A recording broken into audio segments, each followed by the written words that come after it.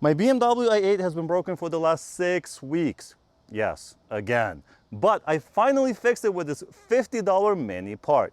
Let me explain. A few weeks ago, I was driving this i8 pretty hard, kind of like this.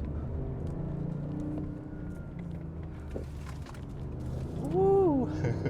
When all of a sudden, the power cut out and the engine started sounding very rough. Luckily, I still had some charge and was able to pull over to a safer spot. The car wouldn't really accelerate, nothing like this, or even go above 10 to 15 miles an hour. So I had to get a tow home.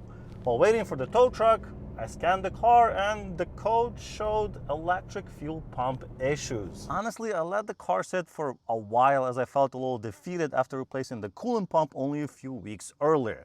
I know this is an old BMW at this point and things do go wrong, but it's not the fun I was looking for with this specific car. Anyway, I started troubleshooting and came to a conclusion based on the code that the electric fuel pump was bad and will need to be replaced. Knowing how big of a job that was, it took some self-convincing, but eventually I got to it and replaced it. As you can see, this is the old one. I will post a full video on this process for those that need to do the job themselves, but here are the highlights. On most other cars, the electric fuel pump that's located inside the fuel tank is pretty easy to access as it's under the rear seats. Well, this is a BMW i8, so of course it's a lot more complicated. Unfortunately, the entire fuel tank must be dropped from under the car in order to access the fuel pump. You join me here after I've lifted the car onto jack stands and removed the stiffening plate in the back. Now, the proper way to do this is to disconnect and remove the coolant lines, but that's a huge pain as refilling the car with coolant and removing all of the air out of the system is very complicated. I covered that in a previous video that you can check out by clicking on the low card in the top right corner. Anyway, so I will be lowering all of the coolant lines by removing the brackets holding them in place without disconnecting anything. To drop these lines low enough, you have to remove the underbody protection as well as another stiffening plate. That drops the lines just low enough. Now we can loosen the fuel tank itself, not forgetting to support it from underneath so it doesn't break those coolant lines, of course. Then it's the matter of slowly lowering the fuel tank while moving the coolant lines out of the way. Once it's out far enough, I disconnected the electrical connections and the vacuum line and slowly worked the fuel tank towards the passenger side of the car until it was out. Using a special tool, I removed the locking ring holding the fuel pump in place and pulled the entire unit out. I drained most of the gas out of the fuel tank to make it as light as possible and then replaced the retaining ring as well as the O-ring and reinstalled the pump, tightening the locking ring in place. Easy peasy when you speed through it on a video like this. In reality, this took about half a day of crawling under the car. Alright, just put a couple of gallons of fuel in. Hopefully that's enough to pressurize the system. Let's see.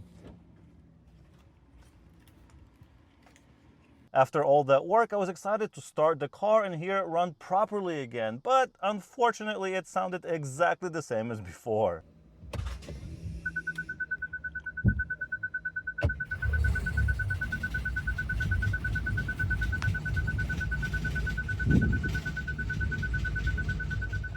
Obviously, I was very disappointed. I put so much work into it and the issue wasn't solved. But that's when I looked closer at the code and realized that it didn't specifically say the fuel pump wasn't working, but more so that the engine speed was missing or not detected. I also did some live data investigation and found that the fuel pressure was low at the sensor. Now, that could mean a few different things. So to speed this up, I ordered a bunch of parts. I ordered a high pressure fuel sensor, which is this thing right here, a high pressure fuel pump, which is this thing right here, and a fuel pump control module, which is this thing right here. And I figured I would go one at a time, replacing the parts until the issue is solved. Is that the smartest way to do it? Probably not, but I also got these used just to save some money, and I figured, well, at least it would create some good content. Anyway, I was completely ready to replace the high pressure fuel pump as the first step, as I know those go bad on the B38 engine. Especially now that I was getting a fuel pressure too low during cold start code as well. Luckily, I was smart enough to start with the easier one, which was replacing this control unit. It's located right here in the trunk on the driver's side behind this cover. Very easy to get to and replace. Well, after replacing it, I cleared the codes one more time and started the car. It ran rough for just a moment and then cleared up and ran perfectly fine after.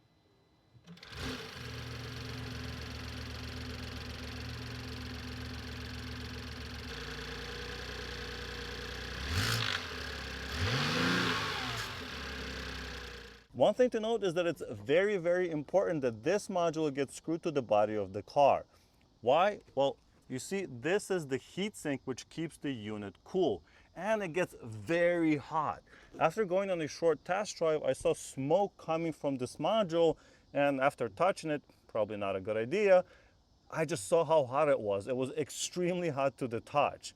Could I have damaged it doing this, not screwing it to the car? Yes. So I will be ordering a replacement just in case and just keeping one in the car for emergencies. So is this a common issue? Turns out, yes. I was not really aware of these modules going bad just like that, but it seems like it's pretty common on BMWs for the EKPS module, which is what this is called, to just burn out and cause very similar issues to that of a bad low pressure fuel pump.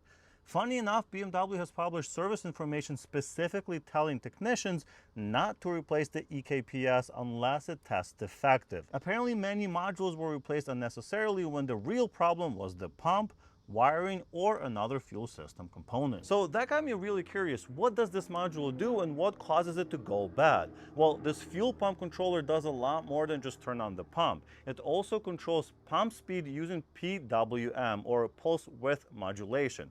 It also monitors pump current draw, receives commands from the DME module, and of course adjusts the fuel pressure depending on engine demand. The EKPS module fails mostly due to heat, but vibration, moisture, and high current draw from an aging fuel pump is also possible. At least that makes me feel a little better about replacing the low pressure fuel pump, as it should release any stress from the aging pump that came with the car. One sign of a failing module to look out for would be when your car starts fine, drives fine for 20 to 30 miles, then suddenly stalls and will only restart after cooling down for some time.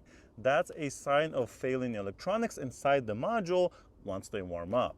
I would replace the EKPS module at that time and see if the issue is resolved. To be very clear, it's a very easy swap. You don't need to program anything. You simply swap the actual control module, screw it back in, clear the codes, and you're ready to go. Well, I hope this video helps you troubleshoot your no start, rough running, and low fuel pressure issues, and maybe you won't have to spend a day unnecessarily replacing the low pressure fuel pump like I did. If you'd like to see how I got scammed buying this car at an auction, check out this video right here or many other BMW videos on my channel. Thank you so much for watching. Like the video if you found it helpful or useful or interesting, and I'll see you in the next one. Bye. I'm gonna keep driving this for a bit because I've missed this car. It's so fun.